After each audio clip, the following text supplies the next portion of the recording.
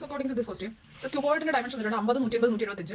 ഇതിനകത്ത് നിന്ന് എത്ര ഐഡന്റിക്കൽ ലാർജസ്റ്റ് ക്യൂബ്സുകൾ എടുക്കാൻ പറ്റും? ഓക്കെ, ഇതിന്റെ മെയിൻ ഐഡിയ എന്ന് പറയുന്നത് ഇതിനകത്തുനിന്ന് ക്യൂബ്സുകൾ വെട്ടിയെടുക്കണമെങ്കിൽ ഇതിന്റെ ലെങ്ത്തുകളിൽ, അതായത് ആ ഉണ്ടാവുന്ന ക്യൂബിനെ ഈ ലെങ്ത്തിൽ നിന്ന് പൂർണ്ണമായും കട്ട് ചെയ്താൽ എടുക്കുക. അത് ക്യൂബാകുമ്പോൾ എല്ലാം സെയിം അല്ലേ? സോ അതിന്റെ ഫലമായിട്ട് ആ വരുന്ന സൈഡ് ഞാൻ എന്ന് വിളിച്ചാൽ ആ എ 180 പൂർണ്ണമായി എടുക്കാൻ പറ്റണം, 50 പൂർണ്ണമായി എടുക്കാൻ പറ്റണം, 175 നിന്ന് പൂർണ്ണമായി എടുക്കാൻ പറ്റണം.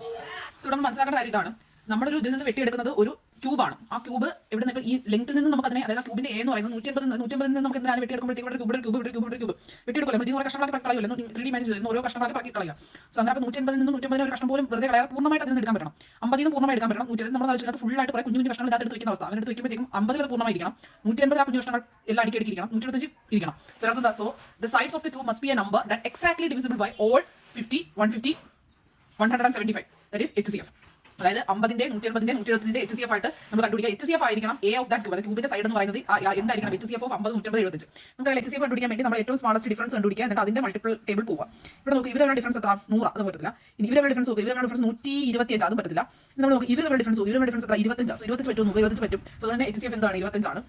സോ അതുകൊണ്ട് തന്നെ നമ്മുടെ ഇവിടുത്തെ ആ ക്യൂബിന്റെ എ എന്ത് വരും? 25 വരും. സോ അതിന്റെ ക്യൂബിന്റെ വോളിയം എന്ന് പറയുന്നത് എത്ര? n നമ്പർ ഓഫ് ആ കട്ടകൾ വരുമല്ലോ into the volume of a largest cube. Volume of a cube. ഒരു ക്യൂബ് ഉണ്ടല്ലോ, കുഞ്ഞു ക്യൂബ്. ആ ക്യൂബ് എണ്ണം അതിനകത്ത് വെക്കുമ്പോൾ ഈ സംഭവം ഉണ്ടാകും. സോ ആ വോളിയം ഓഫ് ആ വലിയ ക്യൂബിന്റെ വോളിയം എന്ന് പറയുന്നത് n നമ്പർ ഓഫ് ക്യൂബിന്റെ വോളിയത്തിന് തുല്യമായിരിക്കും. സോ എന്ത് വരും?